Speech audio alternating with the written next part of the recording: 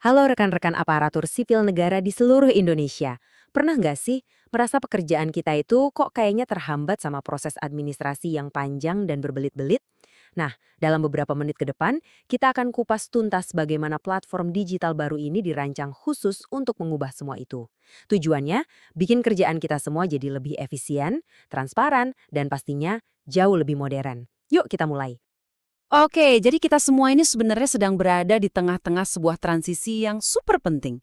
Ini bukan cuma ganti sistem ya, tapi ini adalah langkah besar.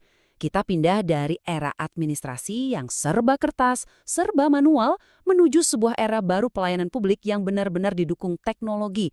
Anggap saja ini sebagai awal yang baru untuk birokrasi kita. Coba deh kita ingat-ingat sebentar.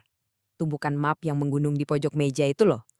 Atau proses disposisi yang bisa makan waktu berhari-hari bahkan berminggu-minggu.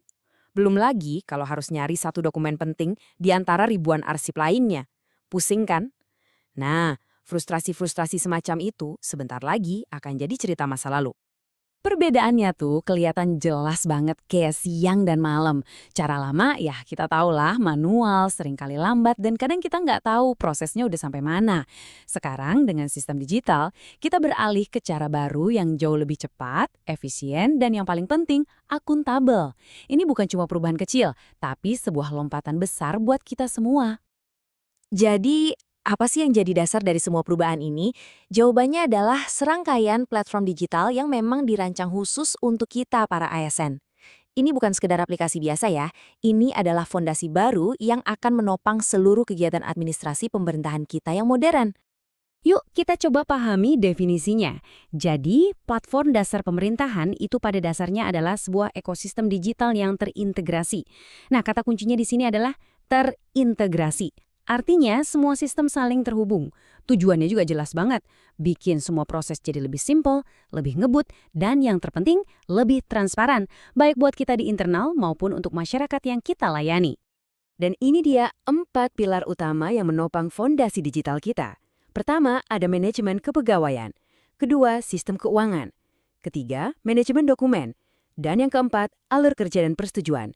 Masing-masing pilar ini menangani aspek-aspek paling krusial dari pekerjaan kita sehari-hari. Penasaran kan isinya apa aja?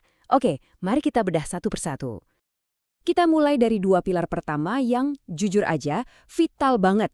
Sumber daya manusia dan keuangan. Kenapa? Karena dengan data kepegawaian yang akurat dan pengelolaan anggaran yang efektif, kita bisa membuat keputusan yang jauh lebih baik dan lebih strategis ke depannya. Dampak yang paling kerasa itu ada di waktu. Coba lihat deh grafiknya. Proses yang tadinya makan waktu berhari-hari secara manual, contohnya kayak pengajuan kenaikan pangkat atau urusan cuti, sekarang bisa selesai cuma dalam hitungan jam secara digital. Penurunan drastis ini artinya apa? Artinya, waktu kita nggak habis lagi buat urusan administrasi, tapi bisa kita pakai untuk kerjaan yang lebih substantif yang benar-benar melayani masyarakat. Jadi ada 2 sistem utama di sini. Pertama, SIMPAC atau Sistem Informasi Manajemen Kepegawaian. Anggap aja ini database digital super lengkap untuk semua data kepegawaian kita, dari mulai kita diangkat sampai pensiun nanti. Jadi nggak ada lagi tuh cerita minta berkas fisik cuma buat cek sisa cuti atau riwayat jabatan. Lalu yang kedua, ada e-budgeting. Sistem ini memastikan setiap rupiah anggaran itu bisa direncanakan dan dilacak secara transparan. Jadi nggak ada lagi tuh proses pengajuan manual yang rumit dan bolak-balik minta revisi.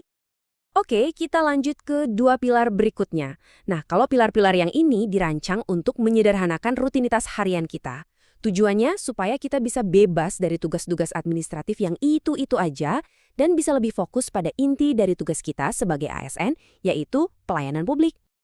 Angka ini kelihatan simpel, tapi maknanya dalam banget. Nol. Nol berkas fisik yang hilang. Bayangin deh, sebuah lingkungan kerja di mana kita nggak perlu lagi khawatir kehilangan dokumen penting atau buang-buang waktu berjam-jam cuma buat nyari satu lembar surat keputusan. Itulah kekuatan dari manajemen dokumen digital. Terus, gimana caranya kita bisa mencapai angka nol tadi? Pertama, lewat sistem manajemen dokumen yang canggih. Ini ngasih kita akses instan dan aman ke file apapun yang kita butuhkan, kapanpun, dimanapun. Kedua, ada sistem alur kerja dan persetujuan. Dengan sistem ini, setiap proses bisa kita lacak secara digital. Jadi pertanyaan klasik kayak, berkasnya sekarang ada di meja siapa ya? Itu bakal jadi kenangan. Tapi ingat, semua alat dan sistem canggih ini hanyalah pondasi. Pada akhirnya, untuk benar-benar membangun birokrasi masa depan yang kita impikan, peran aktif dari kita semua, dari setiap ASN, itu jadi kunci utamanya. Transformasi ini adalah tentang kita. Nah, ini dia poin terpentingnya. Digitalisasi ini bukan cuma soal ganti laptop atau pasang aplikasi baru. Ini adalah tentang membangun budaya kerja yang baru. Budaya yang lebih efisien, lebih transparan, dan yang paling penting, punya orientasi penuh pada pelayanan. Ini soal perubahan cara kita berpikir dan cara kita bekerja. Dan pada akhirnya, inilah tujuan besar kita. Setiap klik yang kita lakukan, setiap data yang kita input, dan setiap proses digital yang kita jalankan, itu adalah bagian dari langkah kita bersama. Langkah kolektif untuk mewujudkan sebuah pemerintahan yang setara dengan yang terbaik di dunia. Saya mau tutup sesi ini dengan sebuah pertanyaan untuk kita renungkan bersama. Sekarang, dengan fondasi digital yang sekuat ini, pertanyaannya bukan lagi apakah kita bisa jadi lebih baik, tapi seberapa jauh lagi kita bisa melangkah.